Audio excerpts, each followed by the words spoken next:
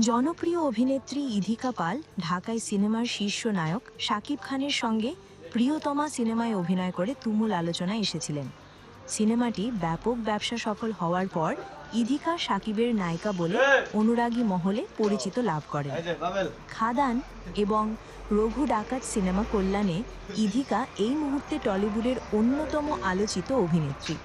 খুব স্বাভাবিকভাবেই তিনি কারোর সাথে প্রেম করছেন কিনা অথবা কবে বিয়ের পিঁড়িতে বসবেন তা নিয়ে জল্পনা কল্পনা থাকবেই। সম্প্রতি ইনকোড মেট্রো টিভি নামের একটি ফেসবুক পেজে ভিডিও শেয়ার করা হয়েছে, যেখানে দেখা যাচ্ছে অভিনেত্রীকে প্রশ্ন করা হয়েছে তিনি কবে বিয়ের পিঁড়িতে বসবেন। সাংবাদিকের প্রশ্নের উত্তরে অভিনেত্রী বলেন, এই মুহূর্তে আমি বিয়ে নিয়ে ভাবছি না।